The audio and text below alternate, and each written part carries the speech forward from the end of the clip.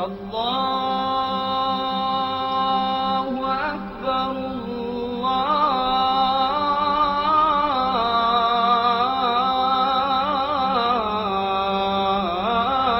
الله أكبر.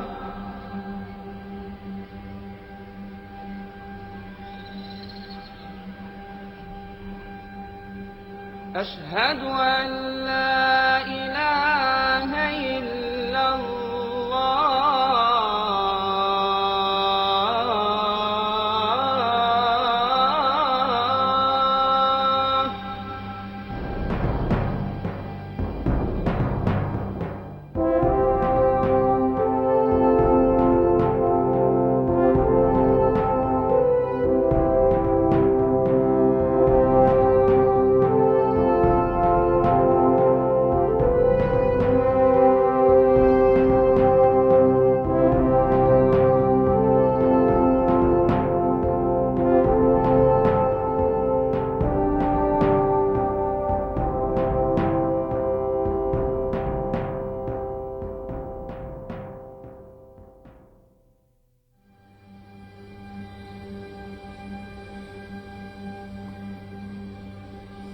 أشهد أن لا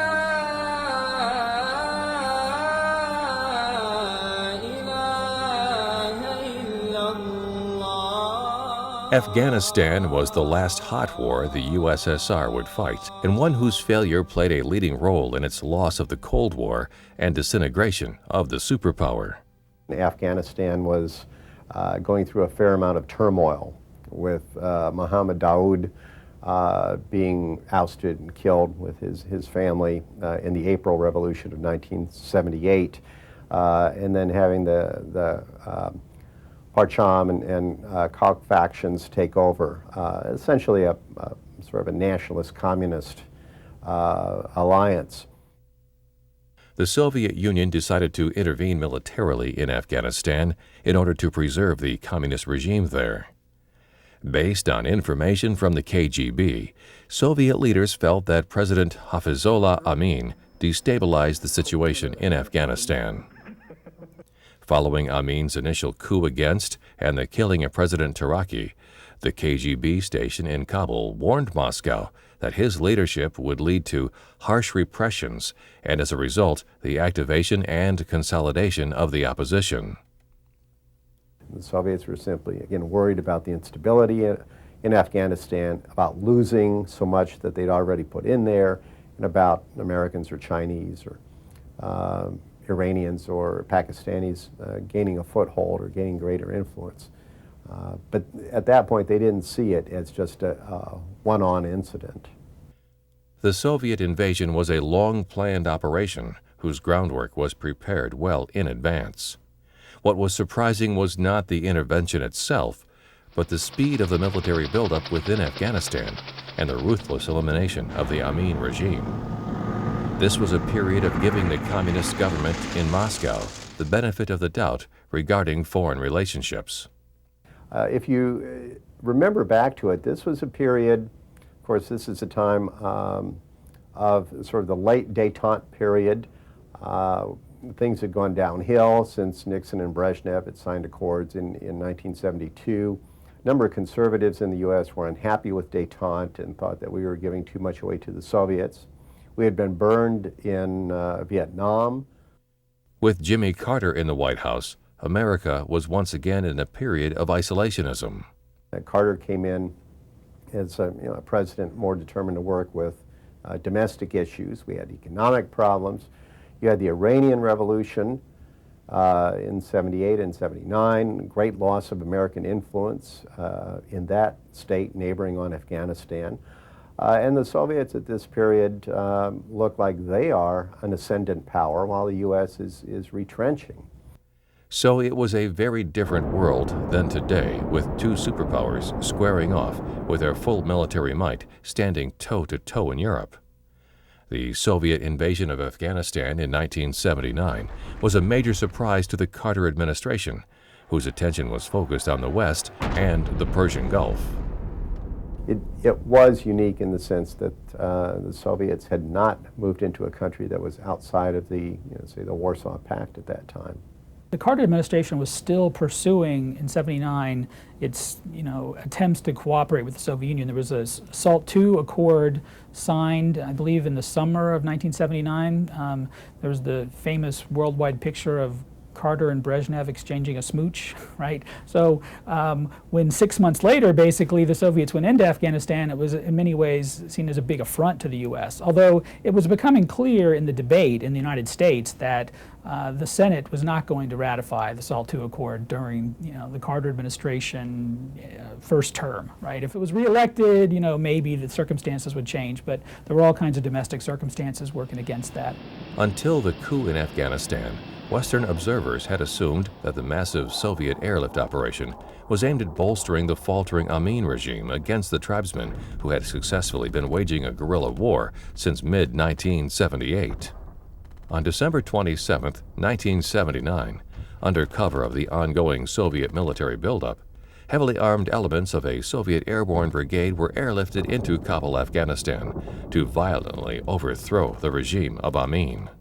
And it's interesting that, first of all, the Soviets were reluctant to go in earlier in 1979. What had happened was after the People's Democratic Party of Afghanistan took over in April of '78, they started enacting what were reforms not all that differently than what the Shah had done in Iran. Modernization reforms, especially getting women to lift the veil, educating girls. I'm not saying they were doing all good things, but they were modernizing, sort of communist modernizing reforms, and that generated a backlash in the countryside. From a Soviet point of view, it appeared that the Soviets were about to lose all that they had invested in Afghanistan. And they had really a lot invested in the country. It looked like they had a chance of losing that. And I believe they thought that as the country destabilized, that would open the door to American influence, to Pakistani influence, and we were quite close with Pakistan at that time, and also the possibility of Iranian influence. The United States and a modernization program that did not fit the USSR plan for the country was not the only Soviet concern in Afghanistan. But you had the possibility of Islamic fundamentalism. And recall that the Central Asian states, the 5 states on the south, are all Muslim. There had been some disturbances there below the surface, and so there was a worry about Islamic fundamentalism spreading into Soviet Central Asia. So they tried over the course of 1979 to get the communist leadership in Afghanistan to pull back on the reforms, to try to stabilize the situation there. And during that same period, from about March, April of '79 up till December, while they were trying to get the Afghans to pacify it, they also built up their military supplies, fuel and so on, positioned, forward positioned their troops and so on, and eventually I think just felt that the situation had gotten out of control. Within hours after the beginning of this Trojan horse-type operation, Soviet troops had overwhelmed the elite presidential guard, captured Amin, and executed him, along with several members of his family, for crimes against the people. By nightfall, Soviet troops had gained undisputed control of key government buildings, military installations, and communications facilities in the capital. The second phase of the invasion began on December 28th, as 2 Soviet motorized infantry divisions crossed the frontier in 3 places in support of troops which had already been airlifted into Afghanistan. By week's end, Soviet armor columns were fanning out across Afghanistan to occupy major population centers, air bases, and strategic lines of communication. The Soviets were waging a full-fledged counterinsurgency campaign against rebellious Muslim tribesmen. By January 1st, 1980, the Soviets had injected at least 50,000 men and 200 aircraft into Afghanistan, along with a wide variety of armored vehicles, heavy artillery, and sophisticated anti-aircraft guns. Soviet tanks entering Herat were reportedly attacked with sticks and stones. In rugged Bamiyan province, 100 miles northwest of Kabul, a Soviet column was apparently ambushed by fierce Hazara tribesmen and forced to withdraw with numerous casualties. It took the Soviets 2 days to clear the city of Kandahar of Afghan army deserters and rebel sympathizers.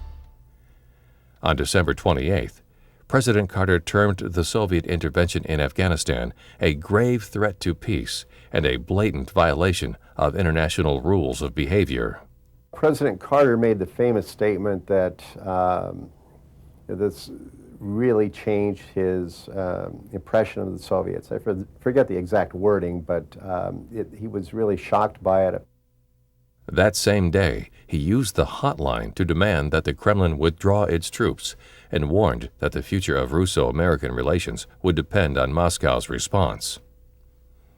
When they ultimately decided to put the troops in, I think they had already decided that even if they wanted the SALT II Accord and needed it to help constrain U.S. weapons building, that this was more important, this sort of maintenance of their empire, than the idea of controlling the U.S., because it didn't look like the U.S. was going to be willing to do this anyway. Plus, frankly, the restraints in the SALT II Accord were so high that even when the Reagan administration announced that SALT was fatally flawed, it took them until the mid-1980s to violate it because the numbers were so high. So, from the Soviet perspective, it wasn't going to have much effect in the near term anyway. And then, who knows, maybe they could get it. So in terms of that kind of calculation, I think that was probably at work from the Soviet point of view. I mean, not taking into account the internal circumstances within the empire that made them want to go into Afghanistan. But it certainly had a big political shock effect in the United States and in the West that in some ways you could see it as an affront to the U.S. We were trying to negotiate, work on problems jointly, and here they just replicated Hungary and Czechoslovakia, right? I mean, it was the same old story of the Cold War. In his reply the next day, Premier Brezhnev contended that the Soviet move had been made in response to a request for aid by the Afghan government, and maintained that the troops would be withdrawn after the crisis had been resolved. The political right, the conservative elements of the Republican Party, that was just typical Soviet behavior. It wasn't, you couldn't trust them, they were expansionistic, they had forward doctrines and had to be contained. Brezhnev's response was publicly criticized by President Carter as being completely inadequate and completely misleading. Then in January of 1980, the month after the Soviet invasion, Carter makes his State of the Union address, much of which was written or influenced by Brzezinski, in which he lays out the Carter Doctrine, saying that any major threat by a power to the oil supplies in the Persian Gulf would be seen as a threat, a fundamental threat to American national security. So there was a perception at that time that maybe this was the first in a series of moves the Soviets might make further southward to consolidate control in the Persian Gulf.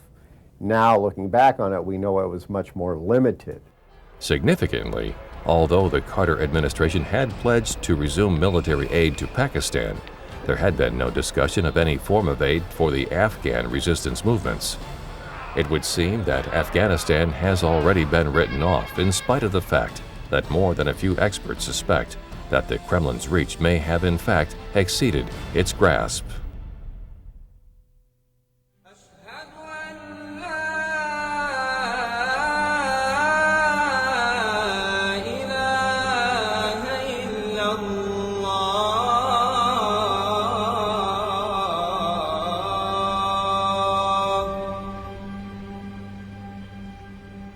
Although Afghanistan is a remote, obscure country which ranks among the poorest nations in the world, its strategic location endows it with a high degree of geopolitical importance.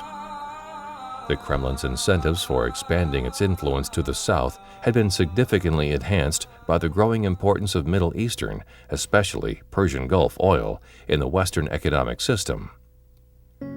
Seen from the vantage point of the Persian Gulf, the single most important energy surplus region in the world, The Soviet intervention in Afghanistan constitutes one part of a giant pincer movement designed to encircle Gulf oil reserves.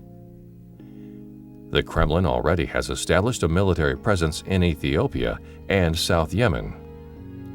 At the other end of the pincer, the Soviet invasion of Afghanistan constitutes a flanking movement which opens up the flat eastern border of Iran to potential Soviet military pressures. More importantly, it extends Soviet influence to within 350 miles of the Arabian Sea. Opposition to the Soviets did not become pronounced until the fall of 1978, when the government began to lose control of the countryside to fierce Islamist guerrillas called mujahideen, meaning justice fighter or freedom fighter. There was already the resistance, remember, by the rural elements, by different, if you will, warlords or different, in different parts of the country. It was not coordinated. Afghanistan has always been pretty much fragmented. And in a way, it was a continuation of the rebellions of 1978 and 1979 against the communists. So when the Soviets came in, the appearance was they were simply propping up the communist government in Afghanistan. And so now it was, if you will, the situation was compounded in that you had a communist government which was disliked by the more traditional religious elements and now backed up by the superpower. And so it wasn't a matter of resistance starting from scratch, but more a continuation of what had been resistance before. Organized along tribal lines, these ragtag armies set ambushes and cut country roads at will. The guerrillas, armed primarily with ancient bolt-action copies of Royal Enfield rifles made by village gunsmiths, had laid siege to government-controlled urban centers. The regime, for its part, launched a scorched earth policy in rebel strongholds along the Pakistani border, bombing villages and burning crops in an effort to intimidate villagers and force the rebels to spend their scarce resources on food and shelter. Although Soviet-supplied air power gave the ground troops the capability to decisively neutralize and defeat rebel offensives, it was clear that the Afghan army was incapable of defeating the insurgency without a significant escalation in the Soviet presence. When Ronald Reagan came to power, the Americans began to increase aid to the insurgency. Eventually, the Reagan administration even generated a new policy that was beyond containment, that was the quote-unquote Reagan doctrine, which was trying to roll back these Soviet gains, which was eventually why the U.S. Really, sort of unofficially, non-publicly, but well-known assisted the Mujahideen in Afghanistan, but also efforts arguably in Central America against Nicaragua and also in Africa against Mozambique, less well-known. But in all of those places on the map, the Reagan doctrine was trying to roll back Soviet advances. The United States, the United Kingdom, and Saudi Arabia became major financial contributors to arming the Mujahideen, the United States donating $600 million. Egypt provided some support, the Saudis were providing money, and most of it went through Pakistan. Apparently the Chinese were doing some things there in Afghanistan too on their own. There was something of a lull during the Reagan administration, after they came in, got their feet on the ground, but then it was after '84 that the major supplies began to be funneled in, Stinger missiles and so on. But I think the Reagan administration viewed it from the same perspective that at least Brzezinski did, and that was that this could easily be Vietnam for the Soviet Union. It could be something that would bog them down and cause them serious problems, which it did. I think it's overstated to say that it had a major impact on the collapse of the Soviet Union. I wouldn't go that far. But it was a bleeding wound, as Gorbachev called it. In March 1985, under direct instructions from Director of Central Intelligence William Casey, The CIA initiated programs for training Afghans in techniques such as car bombs and assassinations, and in engaging in cross-border raids into the USSR. Many Muslims from other countries assisted the various Mujahideen groups in Afghanistan and gained significant experience in suicidal warfare. Osama bin Laden, originally from a wealthy family in Saudi Arabia, was a prominent organizer and financier of an all-Arab Islamist group of foreign volunteers. His Makita el-Khadamat funneled money, arms, and Muslim fighters from around the Muslim world into Afghanistan, with the assistance and support of the Saudi and Pakistani governments. These foreign fighters became known as Afghan Arabs. The war now developed into a new pattern. The Soviets occupied the cities and main axes of communication, while the Mujahideen, divided into small groups, waged a guerrilla war. Almost 80% of the country was in control of the freedom fighters. In March 1985, the new Soviet General Secretary, Mikhail Gorbachev, expressed his impatience with the Afghan conflict. He demanded that a solution be found before one-year deadline. As a result, the size of the LCOSF, limited contingent of Soviet forces, was increased to 108,800, and fighting increased throughout the country, making 1985 the bloodiest year of the war. However, despite suffering heavily, the Mujahideen was able to remain in the field and continue fighting the Soviets. Gorbachev began to look for a way to disengage.